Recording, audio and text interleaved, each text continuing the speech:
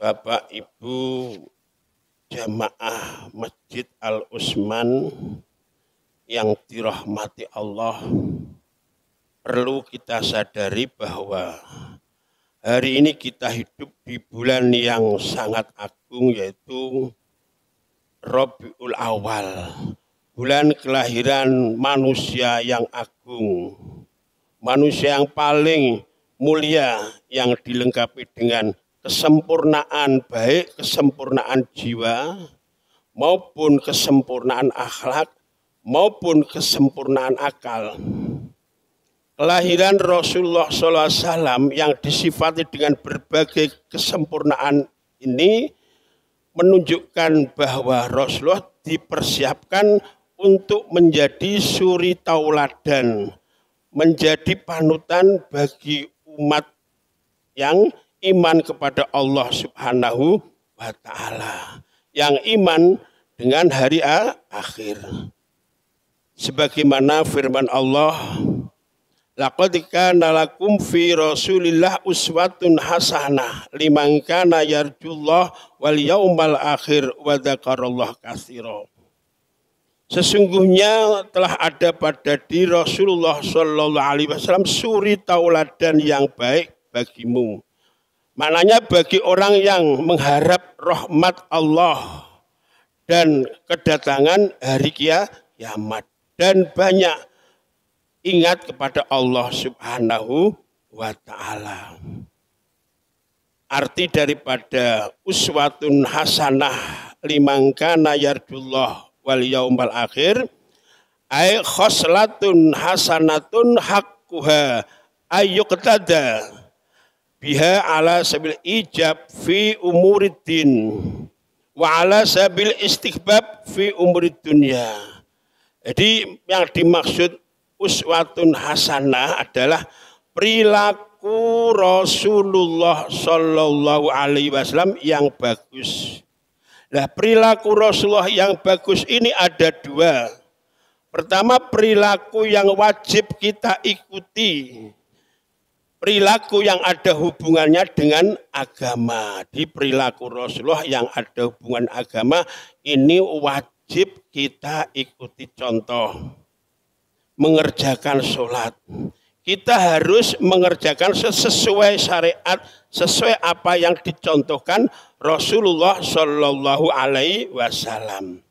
Apabila kita mengerjakan sholat tidak sesuai apa yang dicontohkan Rasul dan para sahabat dan para ulama, maka amal sholat kita tidak akan diterima dan tidak sah. Man amila amalan laisa alai amruna fawaradun. Barang siapa amal ibadah tidak sesuai dengan syariat atau agama, maka amal ibadah itu tidak diterima. Ini yang ada hubungannya dengan agama. Jadi wajib kita mengikuti Rasulullah, amalan-amalan yang ada sangkut pautnya dengan agama, dengan keimanan. Yang kedua, perilaku bagus Rasulullah yang sunat kita ikuti. Ini yang urusan duniawi, contoh saja makan, minum. Kan tersanjiran makan monggo, minum yo monggo, gak diganjar, gak ora dosa. Tapi kalau kita mengikuti Rasulullah SAW, ya tata cara kita mangan paling tidak membaca basmalah dengan tangan kanan. Selesai makan minum baca hamdalah. Ini nanti menjadi ibadah yang sebenarnya awalnya tidak ada hubungan pahala, siksa, karena ada niatan yang bagus menjadi mendapatkan pahala. Contoh lagi, buang air besar atau air kecil, contohnya ngising atau nguyah. Ini kan terserah jenengan. Tapi kita ikuti Rasulullah, mau kencing atau buang air besar atau bahasanya ngising, masuk WC, ini kita harus ada aturannya. Masuk WC kaki kiri didahulukan. Ya, keluar kaki kanan didahulukan. Dengan membaca bismillah, a'udzubillah minal khubuthi wal khaba'is. Ini masuk. Keluar, alhamdulillahilladzi azhaba anil adza wa afani. Ini kalau kita mengikuti Rasul, masuk keluarnya WC tetap mendapatkan pahala. Jadi kalau urusan duniawi, sunat untuk mengikuti Rasulullah Shallallahu Alaihi Wasallam. Ini masuk masjid didahulukan kaki kanan dulu. Masuk rumah kaki tangan bagian kanan. Kalau keluar kiri. Ini aturan-aturan yang kita ikuti. Jadi mengikuti Rasulullah ini ada yang wajib, ya, ada yang sunat. Yang wajib berarti ada urusan sangkut paut dengan agama syariat, ya. Kemudian yang sunat urusan duniawi tadi, contoh yang sudah saya sampaikan. Walaupun bagaimana saja, contoh pakai baju yang bagian tangan dulu dimasukkan ke lengan dan sebagainya. Dia mendahulukan anggota yang bagian tangan. Ini kalau kita mengikuti Rasulullah Shallallahu Alaihi Wasallam. Kemudian yang perlu kita pahami adalah kita siap atau tidak menjadikan Rasulullah sebagai suri tauladan, sebagai panutan. Ini tergantung jenengan semuanya, siap atau tidak Rasulullah sebagai suri tauladan, sebagai panutan kita. Itu semuanya tergantung ukuran atau bobot cinta kita kepada Rasulullah. Dan iman kita kepada hari akhir.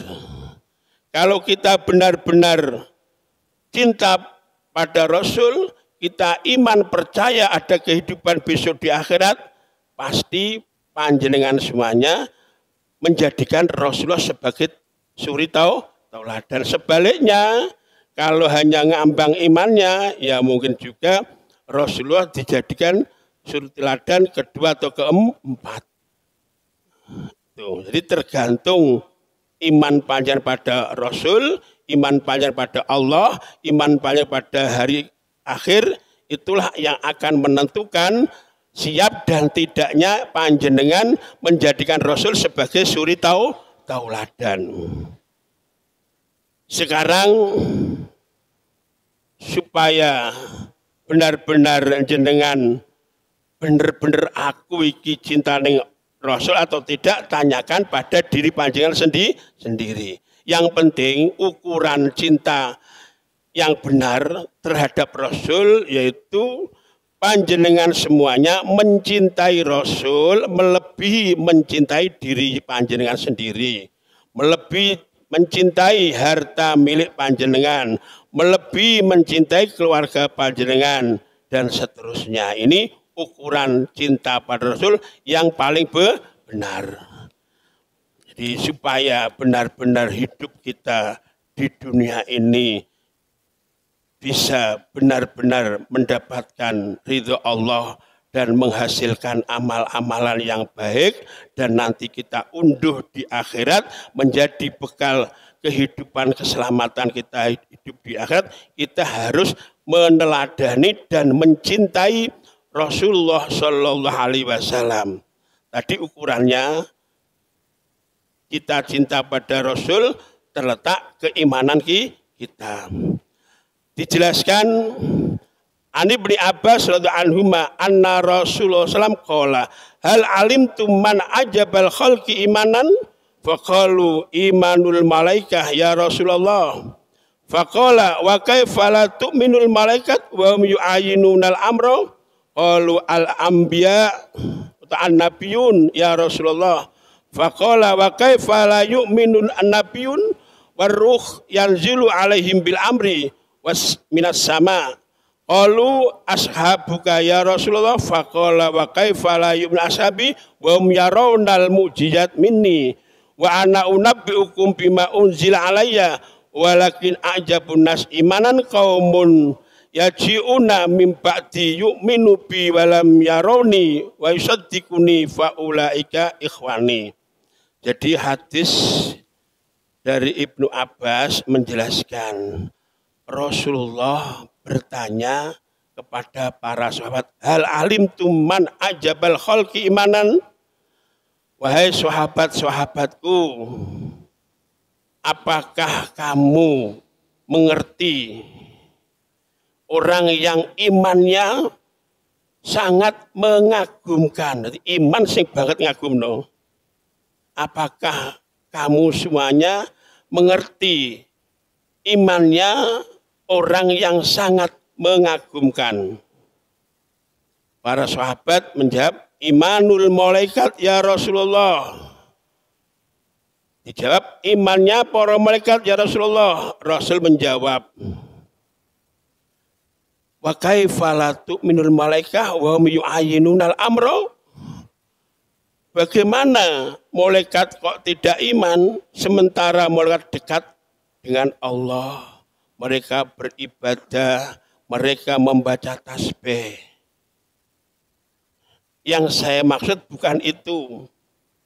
Kemudian sahabat jawab, qalu annabiyuna ya Rasulullah. Kalau begitu iman yang paling mengagumkan adalah imannya para nabi ya Rasul. Rasul jawab, wa kaifa la yu'minu nabiyyun waruh yanzilu alaihim bil amri. Jawab Rasulullah, para nabi iman dan mulia. Tapi yang saya maksud bukan itu. Sebab para nabi memang jadi utusannya Allah. Mereka mulia dan iman. Tapi yang saya maksud bukan itu. Kemudian sahabat jawab, ashabuka ya Rasulullah. Kalau begitu ya Rasul, imannya orang yang mengagumkan adalah imannya para sahabat-sahabatmu ya Rasul. Jawab Rasul, wa kaifa la yu'minu ashabi wa hum yarawna al-mu'jizat minni. Bagaimana sahabat-sahabatku, kamu semuanya tidak iman, tidak mulia. Semua sahabatku iman dan mulia. Tapi yang saya maksud bukan itu. Sebab sahabat-sahabatku ikut berjuang, memperjuangkan Islam dan persis mengerti, menyaksikan mukjizat-mukjizat yang terjadi. Jadi para sahabat memang membantu Rasulullah ya, untuk menyiarkan agama, juga membuktikan dengan adanya mukjizat. Ada kalanya karena ada mukjizat masuk Islam. Dihikayahkan atau diceritakan pada waktu orang-orang kafir kumpul di rumahnya Abu Jahal, musyawarah untuk membunuh Nabi Muhammad SAW. Ini mencari jalan bagaimana cara membunuh Nabi Muhammad. Pada waktu rinembuk masuk seorang laki-laki yang bernama Torik. Berkata, wahai tuan-tuan, kalau panjenengan semua ingin membunuh Muhammad saat ini sangat mudah. Saat ini sangat mudah. Sebab saat ini Muhammad berada di Ka'bah. Jadi bersandar di Ka'bah. Intinya apabila di antara panjenengan semuanya ada yang ingin membunuh Muhammad, bawa batu yang besar naik ke Ka'bah, kemudian batunya jatuhkan dari Ka'bah pas ke kepala Muhammad. pasti mati Muhammad. Itu dari Torik. Setelah mendengarkan perkataan Torik, kemudian seorang laki-laki bernama Syihab berdiri. Tuan-tuan, kalau benar-benar semuanya setuju untuk membunuh Muhammad, saya yang akan membawa batu. Disetujui. Menuai semuanya ke atas Ka'bah. Syihab tadi bawa batu, kemudian dijatuhkan ke bawah. Lah mukjizatnya Rasulullah, sebelum batu besar mengenai kepala Nabi Muhammad, ini ada batu dari bangunan Ka'bah, itu kan dari batu-batu itu keluar, ya, menahan batu dari atas. Rasulullah selamat. Kemudian Syihab dan Torik masuk Islam. Ini membuktikan karena ada mukjizat. Jadi berapa macam jalannya sahabat itu masuk Islam. Di antaranya beliau menyaksikan mukjizat seperti Syihab dan Torik tadi yang awalnya berusaha untuk membunuh Rasulullah Shallallahu Alaihi Wasallam. Kemudian Rasulullah meneruskan hadis tadi. Jawaban, walakin ajabun nas imanan kaumun yaji'una mim ba'di yu'minu bi walam yaroni wa yusaddiquni faulaika ikhwani. Rasulullah jawab, sesungguhnya umatku yang imannya mengagumkan adalah umatku yang hidup sesudah aku. Atau sepanjang semuanya kan urip sak sampunipun Rasulullah situ. Jadi iman yang mengagumkan adalah imannya umatku yang hidup setelah aku. Dan mereka iman belum pernah melihat aku. Mereka percaya. Faulaika ikhwani. Umat-umatku ikhwani itu saudaraku.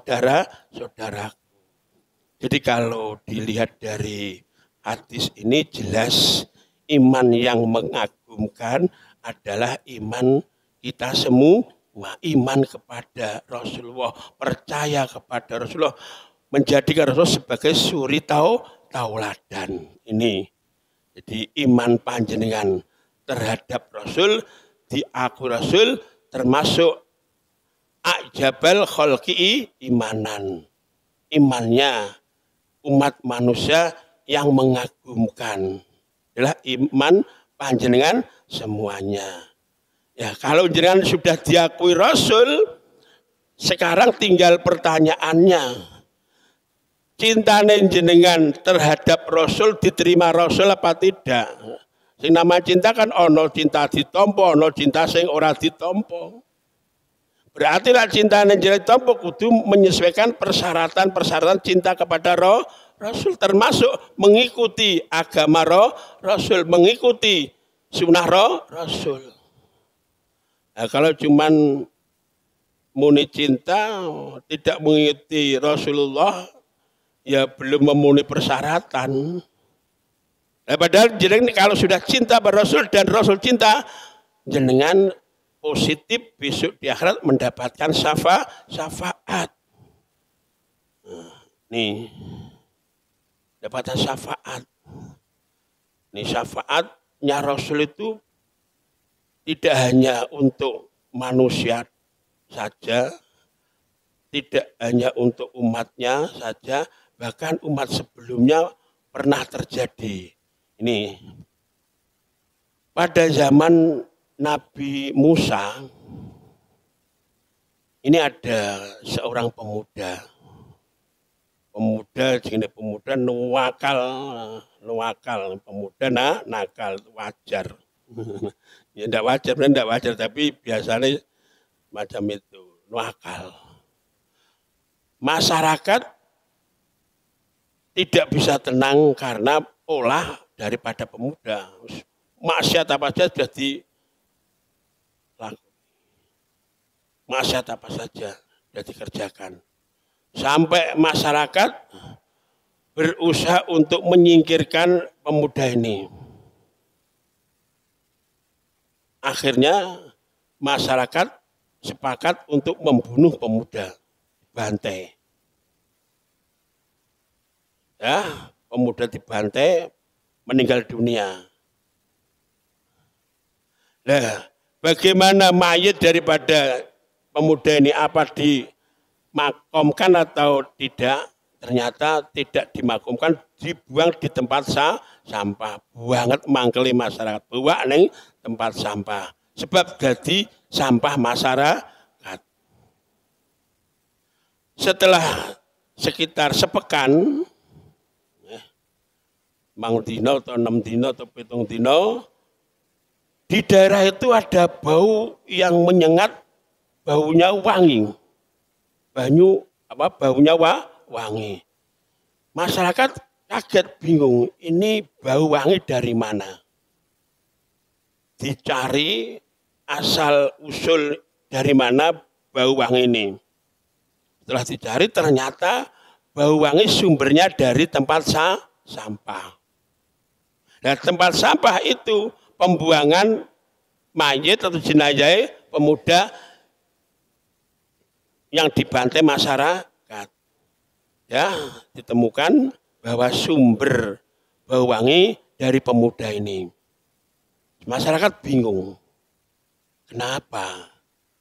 Pemuda ini nuakalnya bukan main, mengganggu masyarakat, wes mengganggu, katakan berandal. Tapi kenapa? Baunya kok wangi, bahkan sedaerah sekampung mencium bau wangi dari jasad pemuda itu. Urus, ternyata pemuda itu pernah membaca kitab Taurat. Ya, di Nabi Musa kan kitab Taurat. Di kitab Taurat ada tulisan Ahmad, Nabi akhir zaman yang menyelamatkan umat manusia. Tulisan Ahmad dipotong di bawah, takdim, mengagungkan Rasulullah. Dan pemuda tadi walaupun umatnya Nabi Musa rindu ingin bertemu Rasulullah. Nah ini kesimpulannya, umat Nabi Musa saja mengagungkan nama Rasulullah dan rindu ingin bisa bertemu Rasul. Ini syafaat Rasulullah. Rasul kan belum lahir. Ya. Tuh, pemuda tadi mendapat keistimewaan, diangkat Allah menjadi kekasih dengan bukti bau-bau yang wangi ini. Ini umat Nabi Musa. Nah, tinggal sekarang panjenengan umatnya Nabi Muhammad, bisakah cinta panjenengan dengan Rasulullah cinta yang sejati? Artinya tadi, ya, sudah saya sampaikan, mencintai Rasul melebihi daripada mencintai diri panjenengan dan seterusnya.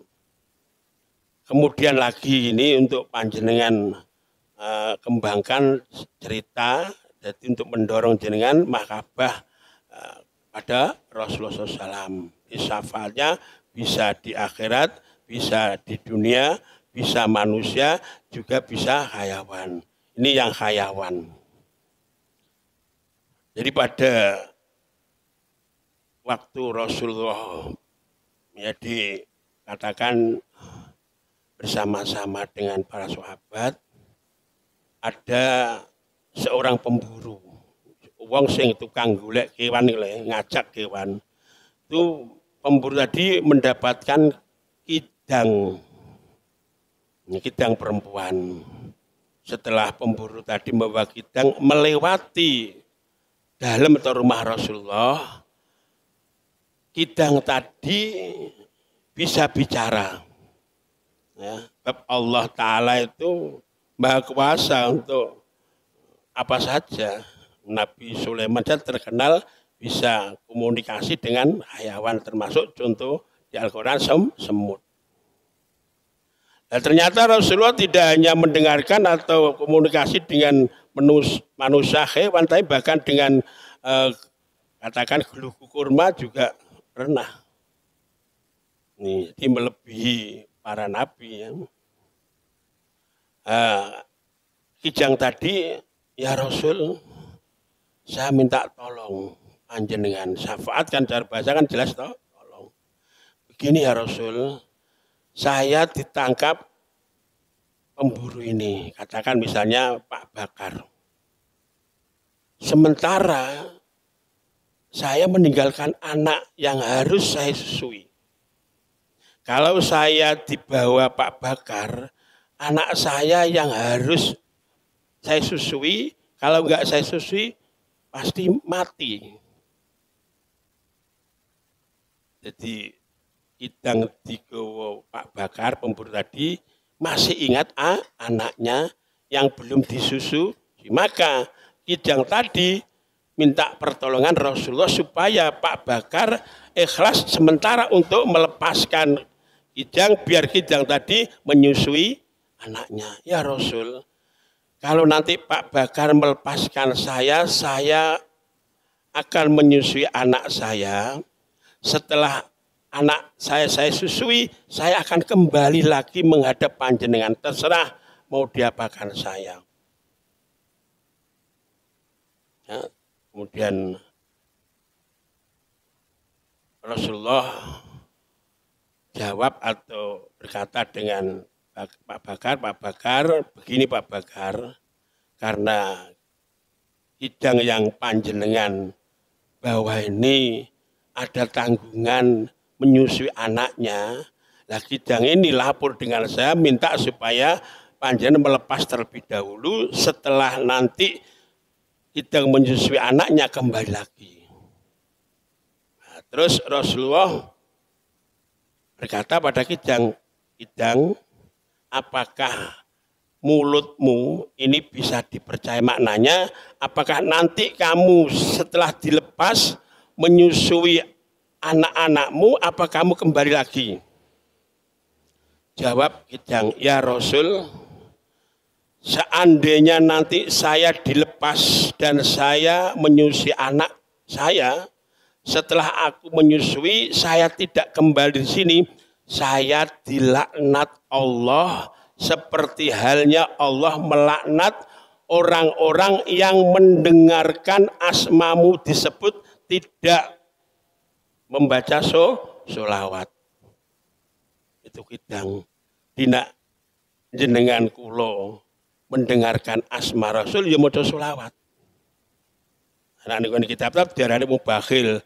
Nah jawabane Kidang, ya Rasul, kalau saya sudah selesai menyusui anakku, tidak ke sini, saya dilaknat Allah seperti Allah melaknat umatmu tatkala mendengar namamu tidak membaca sholawat. Iku napa niku ucapane Kidang. Jadi intinya kita harus benar-benar menjadikan Rasulullah sebagai panutan. Panutan yang bisa menyelamatkan kehidupan di dunia dan kehidupan di akhirat nanti. Kita harus benar-benar pasti iman besok nenggone akhirat ono urusan amal jenengan kula di dunia. Tergantung panjenengan di dunia ini yang akan menentukan kebaikan, kebahagiaan dan tidaknya hidup di akhirat. Ini harus ada di benak kita semuanya bahwa setelah hidup di dunia pasti hidup di akhirat. Nah, hidup di akhirat tinggal menentukan termasuk orang yang diridhoi Allah atau tidak. Kalau diridhoi Allah berarti kita mendapatkan sa'adah ukhrawiyah, mendapatkan kebahagiaan di akhirat. Kalau tidak berarti kita mendapatkan azab. Ini harus selalu kita ingat dan kita imani, dan itu sebagai pendorong kita beramal yang diri Allah, juga bisa menahan, menghalangi perbuatan yang tidak diridhoi Allah dengan keimanan. Tadi jelas kita pasti hidup di akhirat, ditentukan amal di dunia. Nah, untuk itu kita harus mendekat kepada makhluk yang dicintai Allah, yang diberi hak untuk memberi syafaat adalah paling tidak Rasulullah Shallallahu Alaihi Wasallam, dan para ulama-ulama kita mendekat. Mendekat para ulama-ulama, mendekat pada Rasulullah SAW. Yes, mudah-mudahan dengan kita menghormati kelahiran Rasulullah, kita akan mendapatkan syafaat Rasulullah sebagaimana dawuh Rasul, siapa yang mengagungkan hari kelahiranku, aku akan mensyafaati orang itu besok di akhirat. Lagi dawuh Imam Ali, Sayyidina Ali, barang siapa yang mengagungkan hari kelahiran Rasulullah tidak akan meninggal dunia kecuali husnul khotimah. Ini harus kita tanamkan di hati kita dan kita percayai. Sekian. Assalamualaikum warahmatullahi wabarakatuh.